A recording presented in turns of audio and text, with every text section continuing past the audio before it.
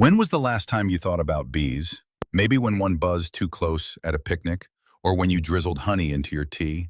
But beyond that, most of us never give them a second thought. And yet, without bees, life on Earth, including yours and mine, would be unrecognizable. In this video, we're not just going to talk about why bees are important. We're going to explore how these tiny creatures quietly hold the world together. From the food on our tables to the balance of entire ecosystems, bees are playing a game of survival that we didn't even know we were a part of. We'll break down what would really happen if bees disappeared for good, the ripple effect it would have on food, economies, wildlife, and human survival. And most importantly, whether there's anything we can actually do about it before it's too late. And trust me, the story of the bees isn't just about the environment, it's about your future, your health, your wallet, and even the stability of the planet we call home. So if you've ever wondered how something so small could have such a massive impact, or if it's even possible to fix this before disaster strikes, keep watching, because by the end of this video, you'll understand why saving the bees might just be the most important fight of our time. Let's get one thing straight. Bees are not just here to make honey. In fact, honey is just a tiny side gig compared to their real job, keeping the planet alive. Bees are nature's most efficient pollinators. And pollination? It's the process that allows plants to reproduce.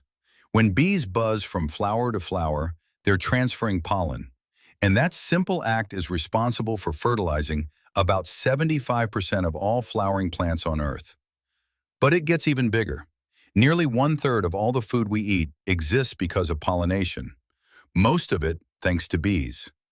That includes fruits like apples, strawberries, and watermelons, vegetables like cucumbers and pumpkins, nuts like almonds, and even coffee and chocolate. Picture this. Every time you enjoy a fresh salad, sip on your morning coffee, or bite into a juicy slice of watermelon, you're experiencing the work of bees. Without them, our plates would look depressingly beige and bland, and it's not just about variety. Many of these crops are crucial sources of nutrients like vitamins A and C, calcium, and antioxidants. Without them, global nutrition would take a serious hit, potentially leading to more diseases and deficiencies. But wait, it's still bigger than that. Bees don't just support human food systems, they're a cornerstone species for the entire web of life.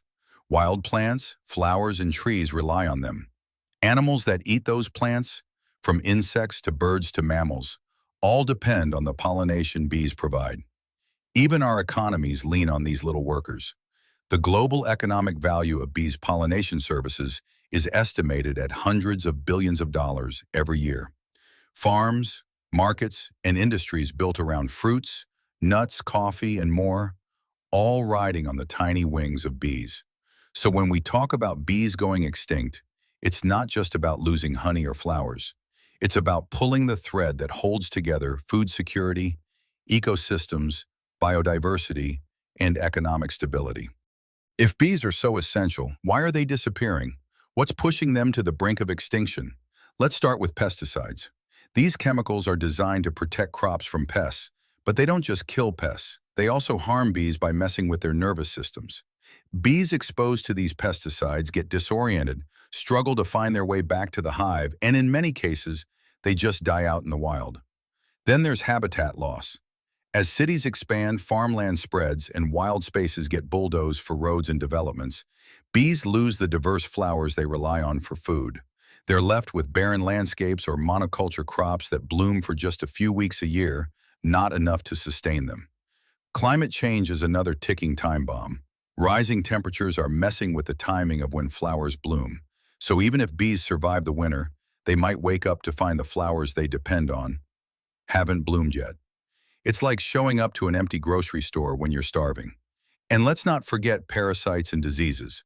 One of the worst offenders is the varroa mite, a tiny but deadly parasite that latches onto bees, weakening them and spreading viruses within colonies. A single infestation can wipe out an entire hive.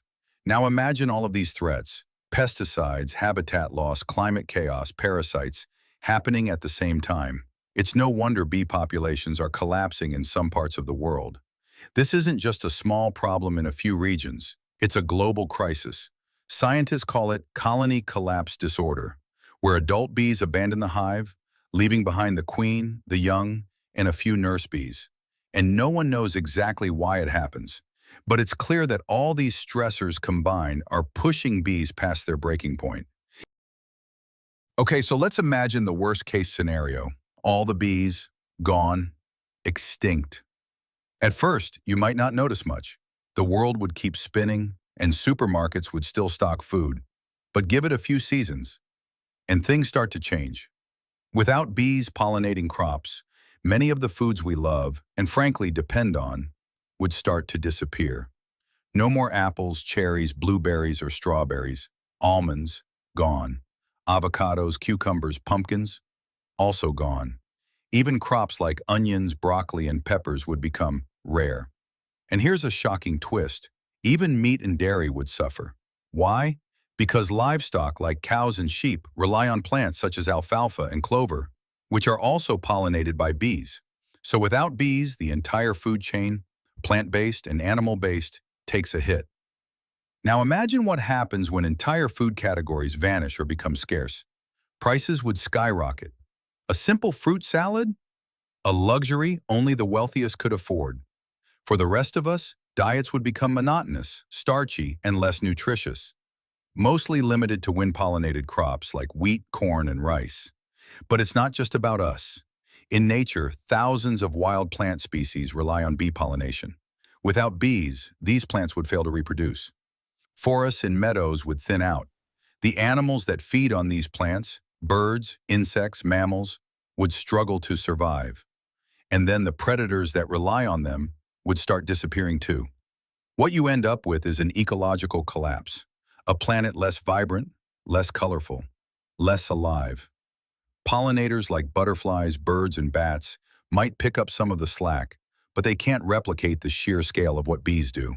There's no real backup plan.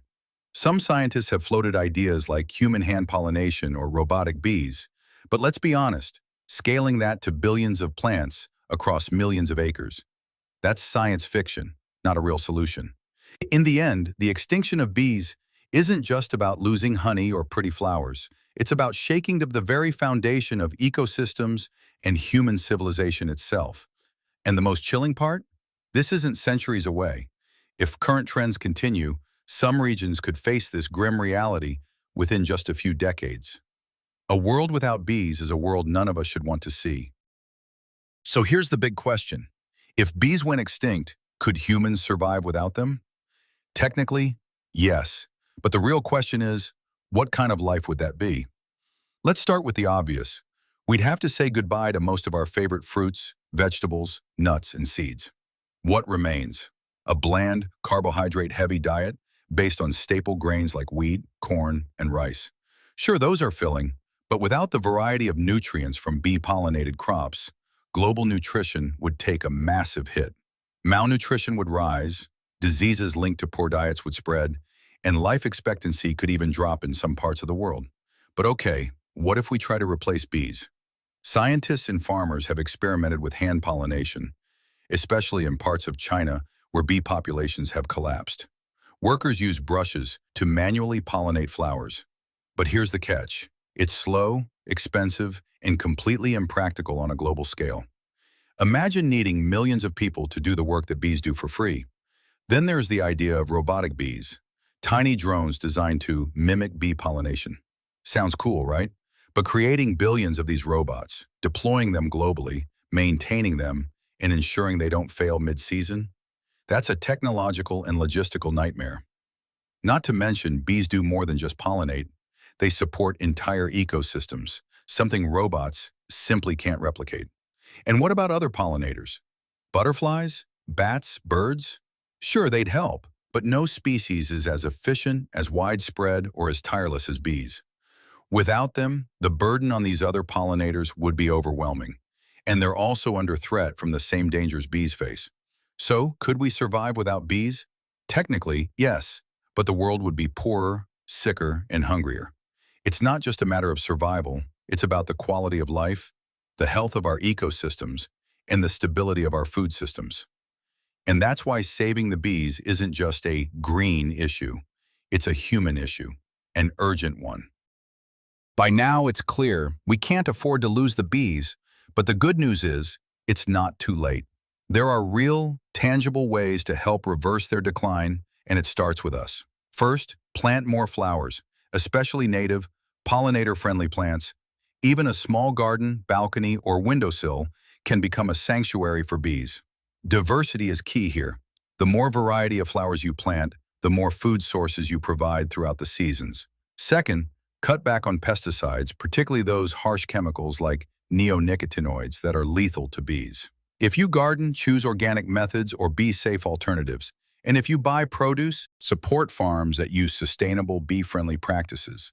Third, support local beekeepers. Buying local honey or beeswax products directly supports those who are actively keeping bee populations alive and healthy. Plus, local beekeeping helps maintain biodiversity in your area. Fourth, advocate for policy change. Push for regulations that limit harmful pesticides, protect wild habitats, and fund pollinator research.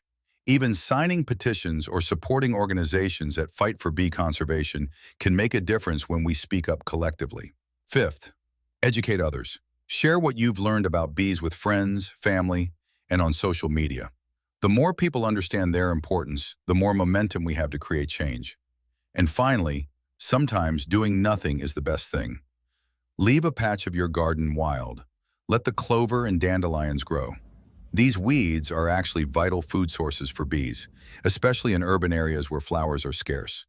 Saving the bees isn't about grand gestures. It's about millions of small actions adding up.